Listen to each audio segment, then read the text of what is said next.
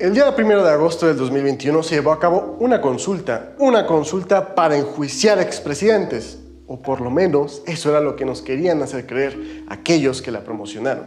El 21 de noviembre del 2018, el presidente electo López se había comprometido a realizar una consulta ciudadana para juzgar a expresidentes por corrupción.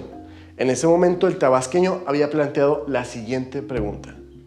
¿Crees que Andrés Manuel López Obrador, presidente de México, debe promover que se juzgue para que haya justicia y no solo se persiga a chivos expiatorios y se revisen las responsabilidades en delitos de corrupción y otros delitos a Carlos Salinas, Ernesto Zedillo, Vicente Fox, Felipe Calderón y Enrique Peña Nieto?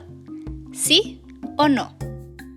Sin embargo, esta pregunta fue demasiado tendenciosa y viola la presunción de inocencia de los presidentes mencionados, además de que los crímenes que menciona son un tanto ambiguos, e incluso vemos que en ningún momento pregunta plantear llevar ante la justicia a los expresidentes, simplemente habla de que se promueva que se juzguen.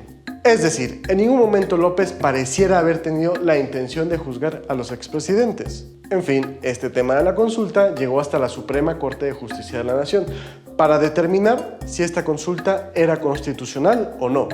El voto decisivo lo dio el ministro presidente Arturo Saldívar, que más que ministro de Justicia le deberíamos llamar secretario de Justicia, ya que ha mostrado un apoyo y sumisión total a López. La consulta fue aprobada por la Suprema Corte. Sin embargo, se tuvo que modificar la pregunta por ser demasiado tendenciosa, quedando así.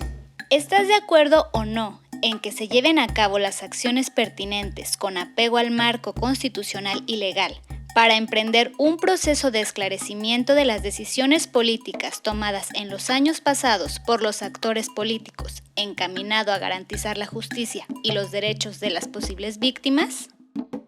Absolutamente nada que ver con la tendenciosa pregunta original. Sin embargo, la pregunta parece haber sido hecha por el mismísimo Cantinflas. Hay momentos en la vida en que usted sabrá, como ustedes se imaginan, pues no, bueno, hace eso, son cosas que... Decir nada con muchas palabras. Y aunque la pregunta ya no hacía referencia a juicio a expresidentes, Morena realizó una campaña como si así fuera, la campaña Juicio a Expresidentes.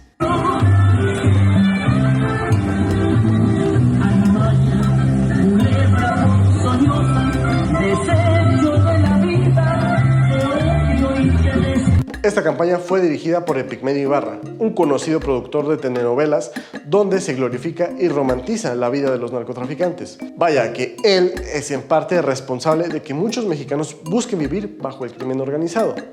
Este señor, dada su experiencia como productor, resulta ser un experto en la propaganda.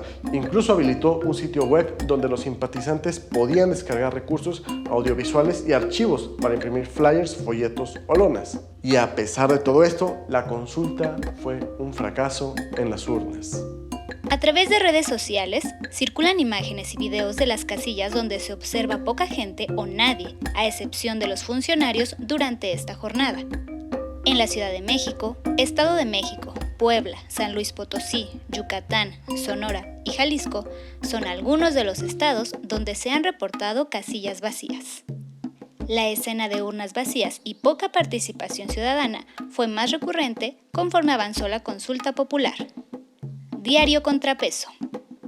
A la consulta asistió menos gente que a la marcha por la liberación de Yostop. De hecho, apenas participó un poco más del 7% del padrón electoral. Necesitaban el 40% para que la consulta fuera válida. Y no lo digo yo, lo dice la Constitución, más precisamente él. Artículo 35, fracción 8, numeral 2 de la Constitución mexicana.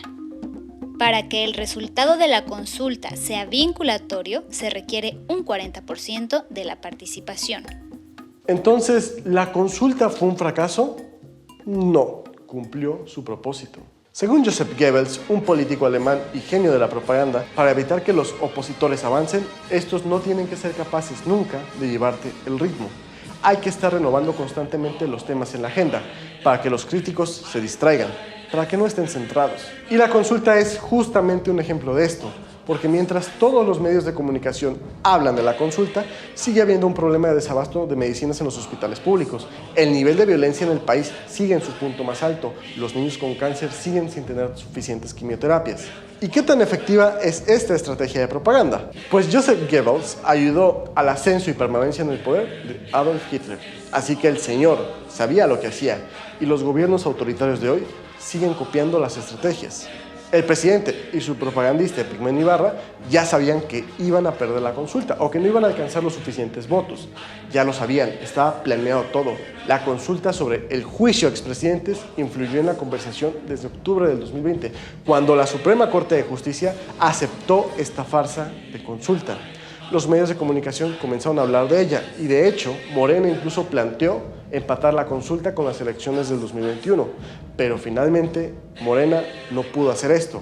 Ya después de las elecciones, la consulta por fin secuestró por completo la conversación y nos enganchamos. Nos enganchamos con los actos ridículos de propaganda, nos enganchamos con esta frase sobre la ley no se consulta, se aplica. Y claro, que estoy de acuerdo con esa frase, pero hablar de la consulta es parte del juego, parte del circo. Y como todo buen circo, no tiene un solo acto. Apenas estamos entrando en el último acto del circo, el ataque al INE. Uno de los objetivos de esta consulta, además de secuestrar la opinión pública, es el atacar al árbitro electoral. Recordemos que el presidente siempre ha renegado de la independencia del instituto encargado de organizar las elecciones. Lo que quiere, como todo buen tirano, es secuestrar esta institución para ser él quien dicte y organice las elecciones. Y ahora el discurso será sobre un supuesto fraude, sobre irregularidades y sobre reformar a la institución. De hecho, ya varios miembros de Morena han expresado su descontento y culpan al INE del fracaso en las urnas de la consulta. El circo sigue y el plan va. Así que no hay que alegrarnos del fracaso electoral de Morena en esta ocasión. Tenemos que aprender a identificar estos circos para poder repelerlos e invisibilizarlos y que no nos estén marcando a la agenda, porque su poder radica justamente en el dominio de la conversación. Recuerden suscribirse al canal, dar like al video y compartir, y así me ayudarán a seguir creciendo. Yo soy Arturo Herrera y muchas gracias por estar aquí.